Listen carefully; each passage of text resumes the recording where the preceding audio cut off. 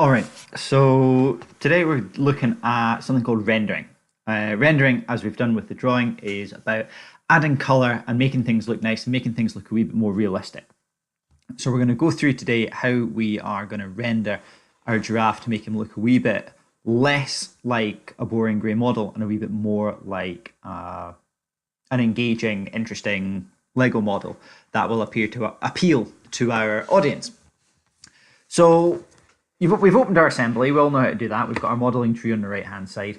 And what we've got here is we might not have looked at these before. We've got our feature tabs along the top here, right along the top button. So we've got our assemble one. That was where we could place things and we could join things and constrain things and do all of that kind of stuff.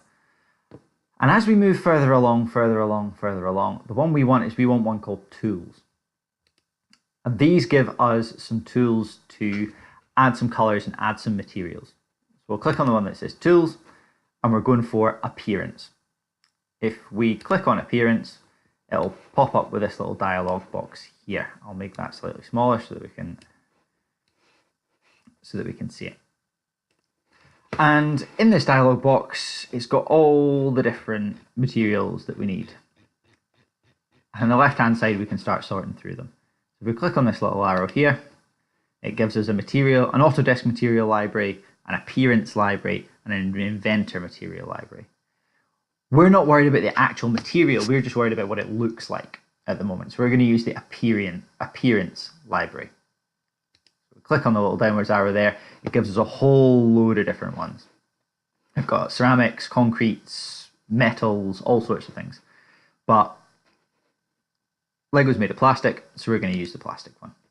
And it gives us loads of different options. So we've got transparent ones, blue ones, all the rest of it. But we're trying to make it look like it normally looks. So I think my giraffe is going to be golden orange, I reckon.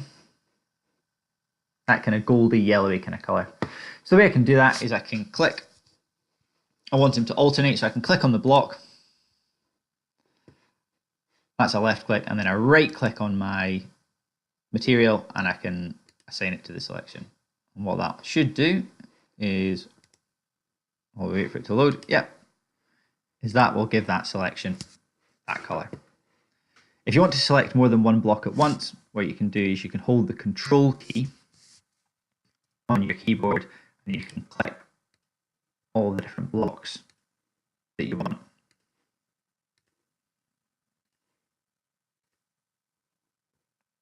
So I've got my blocks that I want. Again, right click on my appearance, I'll assign that to my selection.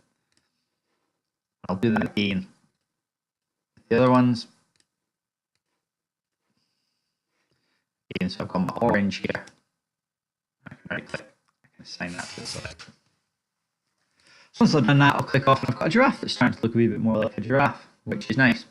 And now what we need to do is we need to generate a picture. The reason that people generate pictures is usually for promotional purposes. So things like doing leaflets, or as we're going to be doing later on, we're going to make boxes for our Lego people, little animals. So we're going to have to put a picture, obviously, of what it looks like on the box.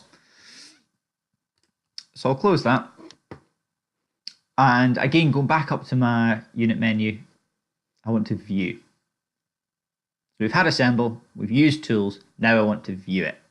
I'm going to click my view there, and it's giving me some options. Options here, I want to turn my shadows on, so I'll click that. I want to turn my reflections on, so I'll click that. I want to turn my ground plane on, so I'll click that.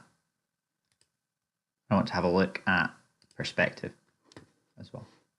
All right, we talked about perspective previously. Perspective makes things look nicer. So perspective is a good thing for us to do. What I can then do here is I can select what my background is going to look like.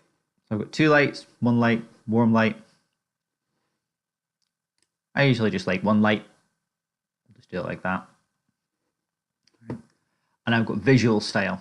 So there's a whole load of different ones. You know, we can have a look at, say, watercolor, which makes it look a wee bit like a painting.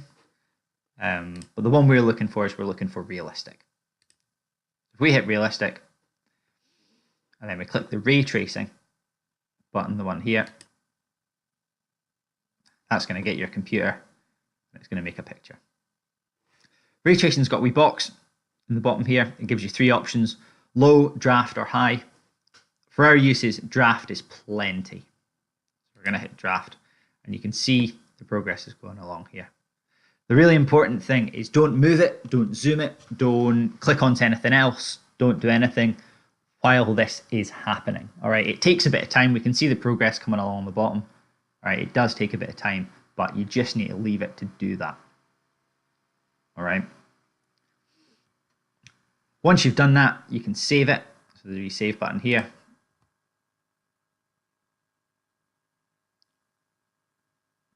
And that will give you some options to save it. Make sure that you save it into your folder that you've made. You can adjust it. It's got BMP, a GIF, a PNG, a TIFF. Save it as a JPEG. That way we know it works. All right. Once you've saved it as a JPEG, that's it. All right. Make sure that you've waited for the bar to complete before you save it. And that is the end of that.